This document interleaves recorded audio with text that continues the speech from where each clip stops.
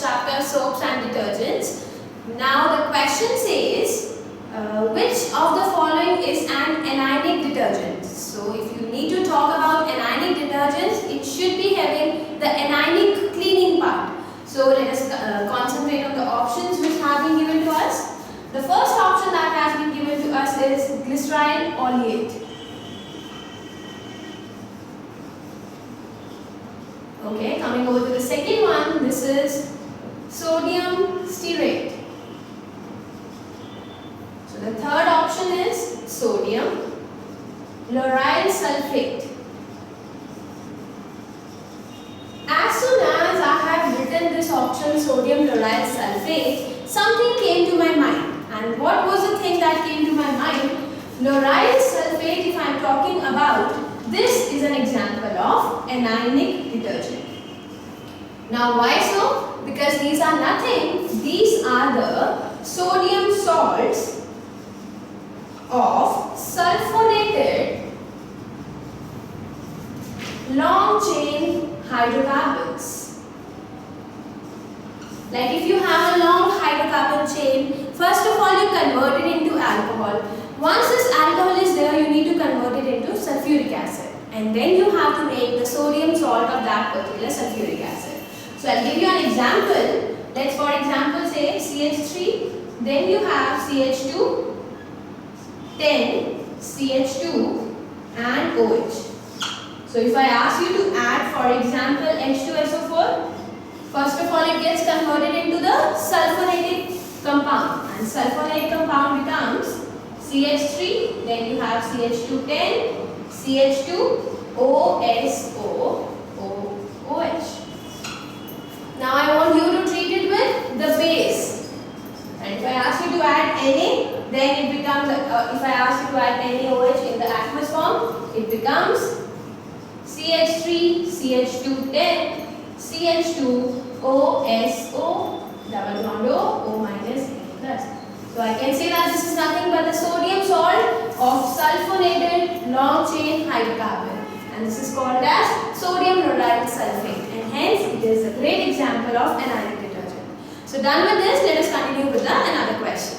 And the question was taken care by the Markovnikov's and anti-Markovnikov's addition. Moreover, I can very easily say that you need to keep in mind the basic concepts of general organic chemistry before doing the question. So let us come over to the question. It says that the reaction of propene with HOCl, and HOCl is nothing but you are adding chlorine and then you are adding water, proceeds through the intermediate. That means this question is something related to the stability of intermediate. Okay, let us first of all draw the propene. Propylene is propene, and if I ask you to add chlorine, now you can very easily say that if I am adding chlorine, let's say first chlorine adds up here, so there will be a positive charge formed here. Now if you know that there is a positive charge formed here, be very careful about the stability of carbocation I am talking about. Do not do this. Many students would have done this thing in question. My dear students, a primary carbocation is not at all stable as compared to a secondary carbocation. So keep in mind the stability of secondary carbocation, and hence will move ahead. So now let's say there will be the attack of water. Attack will be from negative to the positive end, and hence it is going to form OHH. Since oxygen has lost one lone pair, it gets a positive charge. Then there will be removal of this H, and you will get the compound as this. So the intermediate formed in this case was a secondary carbocation. Let me look into the options. First option says a primary carbocation. Wrong answer. Second option says a secondary carbocation but with an OH group. Again, wrong answer. Third is a correct answer because you have got the same compound, a secondary carbocation and a Cl group over there. So let us say option number 3 will be correct answer for this particular question. Done with this, let us continue on to the next question. Now students, we have another question, and this question is somehow related to the plots, the adsorption curves which we had in our class 11. Let me read out the question for you.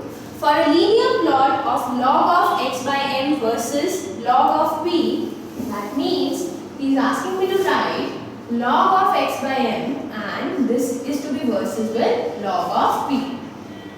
he is talking about Freundlich adsorption isotherm. Which of the following statements is correct? So K and N are normal constants that we already know about Freundlich adsorption isotherm. So if I am not wrong, you remember the Freundlich adsorption isotherm, which says that x by n is directly proportional to p raised to the power 1 over n. So if you know this thing, you can write x by n is equal to k into p raised to the power 1 by n. Now I will ask you to take log on both the sides. So this becomes log of x by n is equal to log of k plus 1 by n log of p. He wants me to draw the curve between log of x by n versus log of p. So can't I simply equate it to y is equal to mx plus c? If I equate it to y is equal to mx plus c, I can say that the slope is 1 by n and intercept is log k. So let me read out the options. Log 1 by n appears as the intercept, wrong option. Both k and 1 by n appears in the slope term. So slope is this and k is not there. So again wrong answer. 1 by n appears as the intercept. No, 1 by n appears as the slope. So only 1 by n appears as the slope, and hence I can say option number 4 or option number D is the correct option for this question. See students, the question was easy enough, but what you could have done, what mistake you could have done was, you do not read the options carefully. I know you could have got the answer y is equal to mx plus c equating m and c, but be very careful once you tick the option. So bubbling that circle is very important. So while you do that, be very confident about what answers you are going to mark. Now students, we have got another question, and that question is from the chapter S block elements. So continuing with the question, again a very simple question, and the question says the main oxides which are formed on the combustion of lithium, sodium and potassium in axis of air. Axis of air basically says that the oxygen is there in the axis. So once oxygen is there in the axis, I think you would have already studied something about the stability of oxides.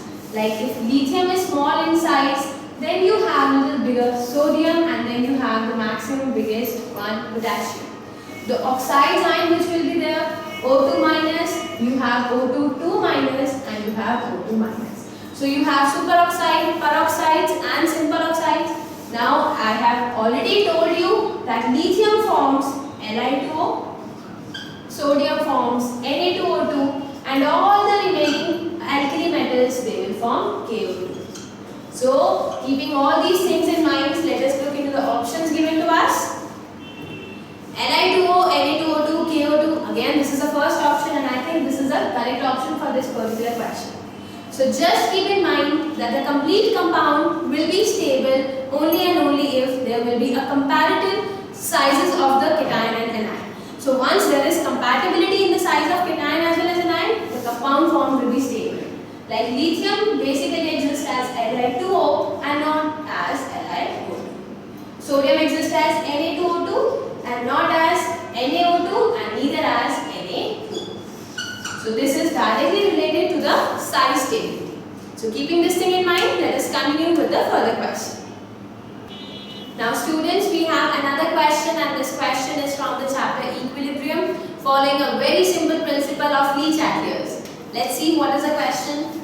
It says the equilibrium constant, so we have been given equilibrium constant at a temperature 298 Kelvin for a particular reaction which is found to be in equilibrium as A plus B to form C plus D. So this is given to us as 100. Now if the initial concentration of all the four species were 1 molar each, so let's say at T is equal to 0, this is 1 molar, 1 molar, 1 molar, 1 molar. See, this is the value of equilibrium constant. I can very easily ask you to find out the value of reaction question. Reaction question is nothing but the concentration of all the products divided by the concentration of all the reactants at any particular time. So this becomes 1 molar into 1 molar divided by 1 into 1, which comes out to be 1. Now the equilibrium constant is given to us as 100. That means we have found Q is less than K. So I can say the reaction will move in the forward direction. So if the reaction moves in the forward direction, let me write it again. So this is 1, 1, 1, 1 at t is equal to t equilibrium. 1 minus x, 1 minus x, 1 plus x, 1 plus x. Following the equilibrium concept, K equilibrium is 100, which comes out to be 1 plus x whole square divided by 1 minus x whole square. Solve this question. Try to find out the value of x. Once you get the value of x, add it to 1, you will get the value as 1.18818 molar. And hence this is the option number D, I suppose, which is given to us in the question. So simply following the very basic formulas, you will try to come over to the answer for this question. This was again an easy question. So saying that chemistry paper was tough will not help it out, because all the questions, they are a little lengthy but they are simple enough. So try to focus over the basic concept and you will be able to come to the solution. Coming over to the next question now. Now students, is the time that we should come over to the last question of the paper. And the question basically states that you have to tell the absolute configuration. So again the question is from the general organic chemistry, one very easy concept where you need to tell the absolute configuration. Let me write down COH, H, OH, H, Cl and CH3. Easy enough, you have to use nothing but the CIP rules. Keep some points in mind and you will be able to get the answer. Let us first of all number the carbon 1, 2, 3, 4. This could have been one of the mistakes where many of you could have started from 1, 2, 3, 4. That's not the case, because always the one with the functional group should be given the first priority. Now let us try to find out the configuration at point number 2. So this will be, let's say 1. Since this is a carbon, let's say this is again a carbon, this will be 4.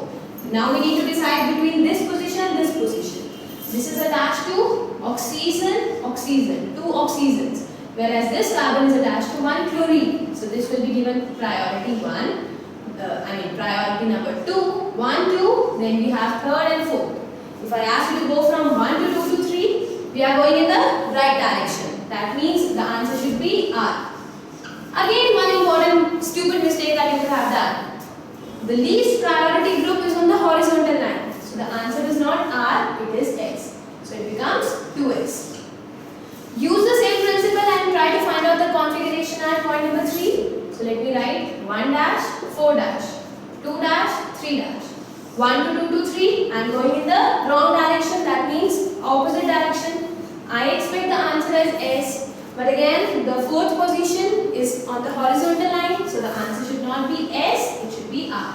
So the answer should be 2S, 3R for this particular question.